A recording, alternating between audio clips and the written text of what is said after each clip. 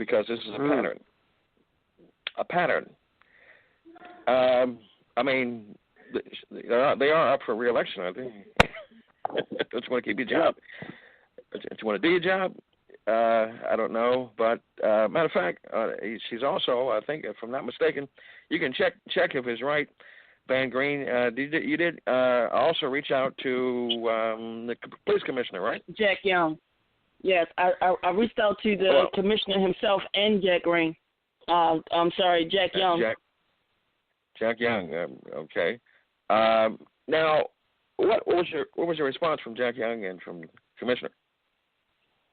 So when I called the commissioner, he said he would get back to me. And everything that I'm saying is accurate. Mr. Williams has also been in this with me, trying to reach out to get sources of help. We have written everyone and trying to talk to everyone as well. The response from Jack Young as to I called him, my brother-in-law that's on the phone, Ron Williams, and he reached out to the commissioner himself. He reached out to we reached out to Jack Young, to everybody that we needed to, the state's attorneys. We have written Innocent Project.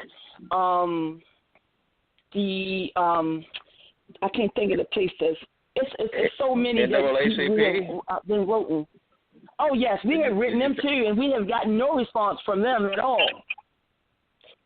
No response. But when I got a well, maybe, but I didn't reach out to them once. It was numerous of times. But when I when I reached out to Jack Young himself, he says, I said, hey, Jack Young, I said, told him the situation, what was going on, what I needed, what was going on, as far as the officer Sergeant James Lloyd is arrested now for extortion and kidnapping, the same thing that I've been trying to fight for my husband's case and wrong conviction. He said, I'm just buying my time.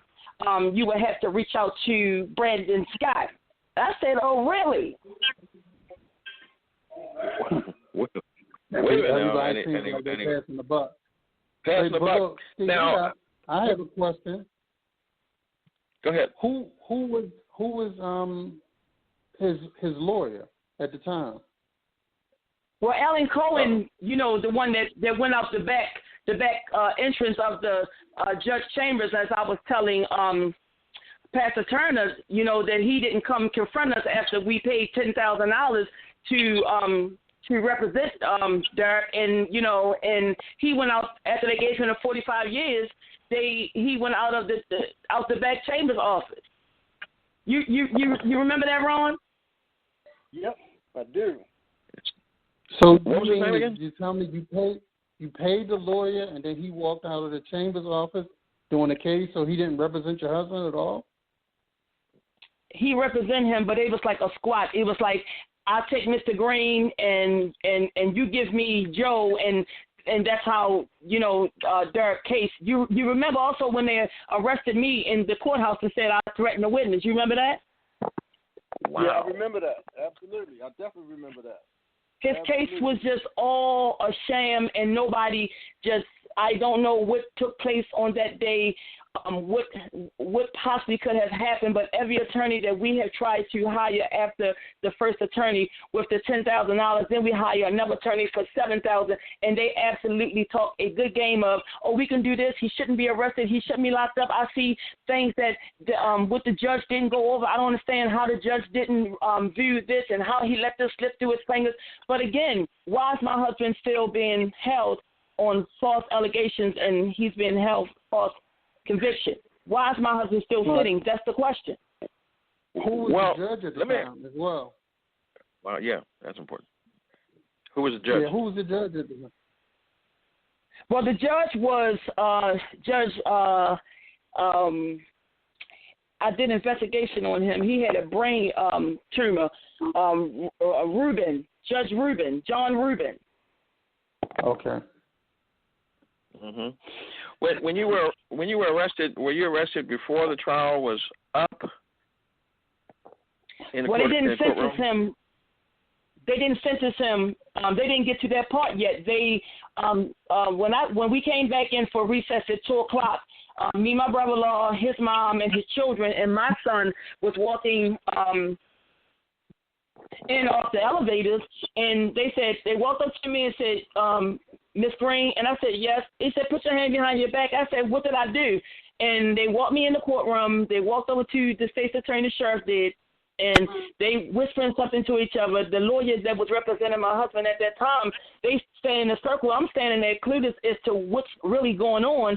They came back and put the handcuffs on me, took me in the back, and then some gentleman 15 minutes later comes in the back and said, well, who heard her say she threatened a witness? And everybody's saying, I didn't hear her saying anything. They just came back off of recess. Well, where's the witness who she's supposed to say it to? So nobody is saying nothing to each other because everybody, again, doesn't know. He said, release her. As to that, when they were releasing me, the person in the courthouse says, when you get done, I want you to come and fill out this paperwork. At the time, I wasn't thinking about suing them or proceeding something that they did to me, because all I wanted to do was get my husband free out of this mess that took place. So did they have you sign something saying that you wouldn't sue them? Yeah, but you know, Ron, at the time, I that wasn't a thought to do all of that because it was too much going on at the time for me to do anything far as to sue them. I didn't get a chance to write up a complaint or anything because it was when they called this case the next day, it happened too fast, All right, so my question is this.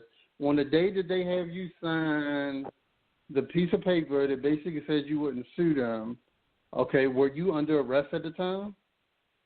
Well, they didn't. Well, I didn't get a chance to sign anything. He wanted me to come and fill out complaints of how they did me, said that I threatened a witness. So I didn't get a chance to sign or even fill out paperwork to have a complaint against the courthouse. The courthouse and that courtroom to when they arrested me. So remember, again, they recalled the whole case for the next day, and then that's when they gave Dirk the 45 years because it was so much going on. So I never got a chance to do anything.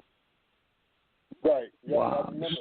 But the actual witness herself is the one that one of the witnesses said that it was a white female that her two sons at the time, the ones that was the victims, one of them said in the courtroom before that had took place, stood up in the courtroom and said, I don't know who shot me. James Lloyd is trying to frame me and tell me to say that he did it, and it was too dark. Do you remember that, Ron, in the courtroom when he said that to the judge?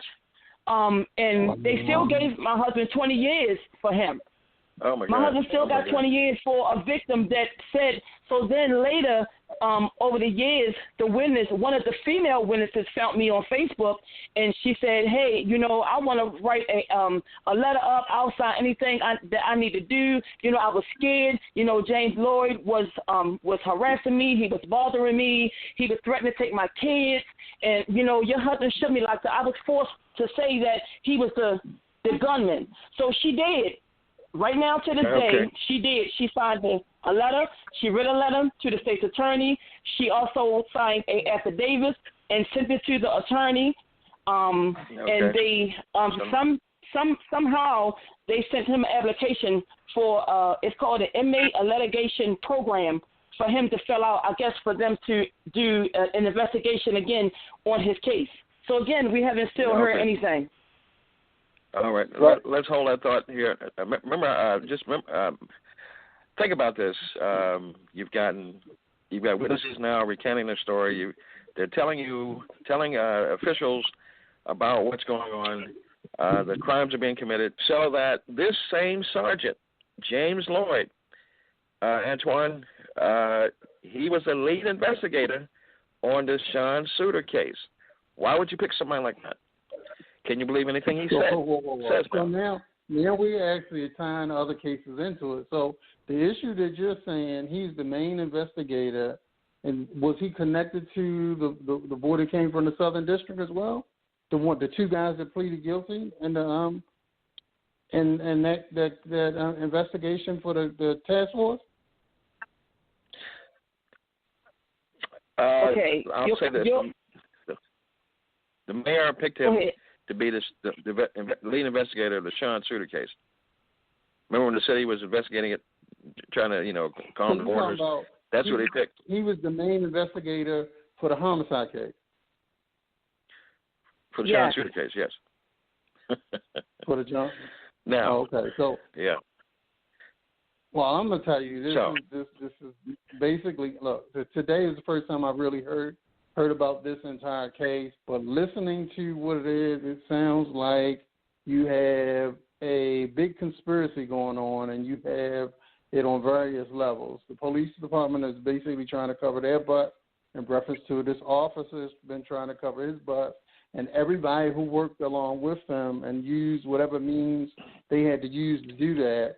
I mean, this sounds like something off of the new case. What's the TV show that